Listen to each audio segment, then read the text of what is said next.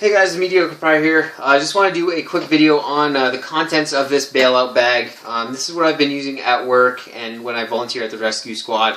Just useful things that are useful enough for me to want to have close, but not useful to the point where I'm using it all the time where I need it on me. So I like to keep my pocket carry on the job as light and sleek as possible, and this is the best way for me to keep it close by but not have it on me. So 511 tactical bailout bag or something like that. It's about 60 bucks, and it's been served me pretty good for about 6 months now. So put that to the side and show you what I've had in it. So in the front pockets, I carry some spare radio batteries for my personal radio. Gets used all the time. Spare clip for the radio batteries if I want to run my radio without my leather radio holder. I can slap that on, clip it right to my belt. Spare pair of trauma shears, IV tape, drink mix, ibuprofen, very, very useful. My lower back acts up all the time, and it's just really nice to have some of that close by. Key for the medical cabinet at the rescue squad if I need to resupply some of our medical supplies. Some spare CR123 batteries in this tube vault to keep them dry. Binoculars. Very useful, especially if we're going on a smoke report or something like that. If you can find it, get some eyes on it. Fixed blade. This is my SE Azula with my custom sheath. I still need to make some sort of mounting system so I can put on the PALS webbing, but very nice nonetheless.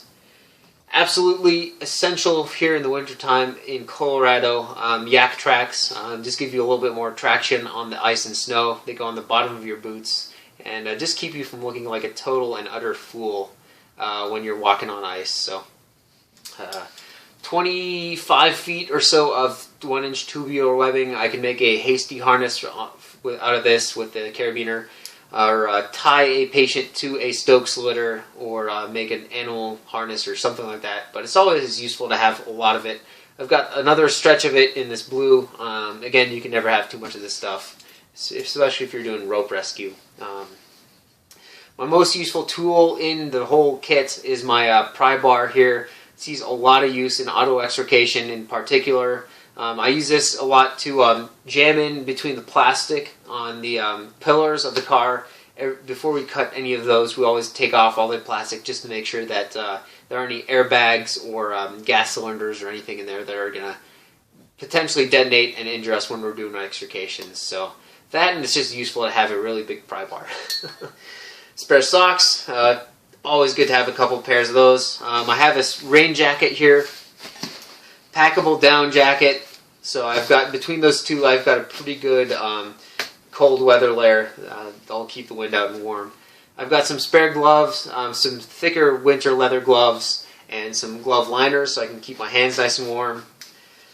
Should I ever need another knife, either I lose it or forget my knife or something, I always have a spare folding knife in here.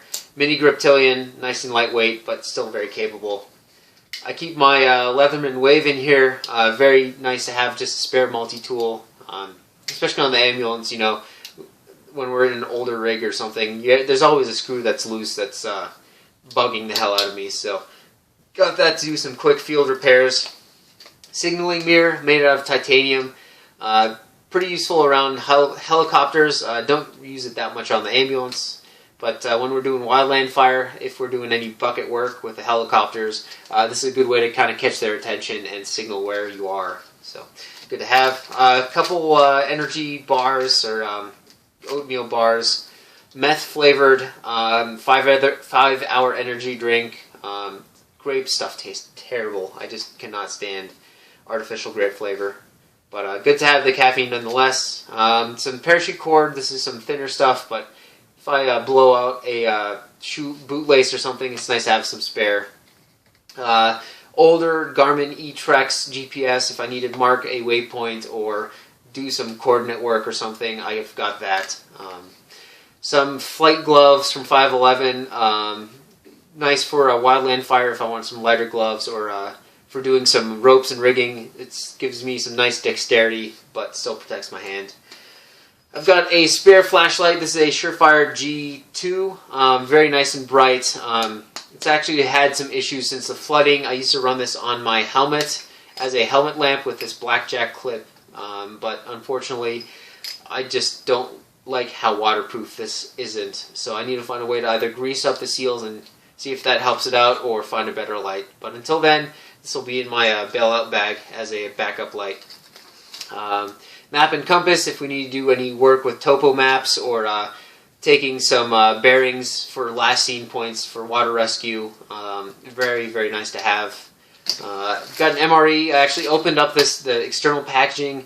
I took out all the air and I packed in everything as neatly as possible, just to reduce the space it takes up. And tried to retape all the cut so it's as waterproof as I can get it. So just nice to have a little bit of food on there every now and then. So that's what I have in my my little bailout bag, or as my colleagues like to call it, the command purse. Just nice to have all this useful stuff on, or close by, but not on me. So next step, just some more things I want to add once I transition out of that bag and into this one, my Kifaru Scout. I want to put in some more layers, just so I can have a little bit more cold weather capabilities, especially now that winter time is coming up. So some soft shell pants, some more base layers, and definitely some more food. I think one MRE is great, but definitely some more snack food, and maybe a old army surplus poncho or nylon tarp, just something that I can make a shelter with. And this thing will be pretty well outfitted to just last me as a 12 to 24 hour bailout bag. So anyhow, if you have any suggestions on stuff I should toss in there, definitely open. Let me know if you guys have any sort of similar setup. And as always, thanks for watching. Stay safe. I can find the power off button here.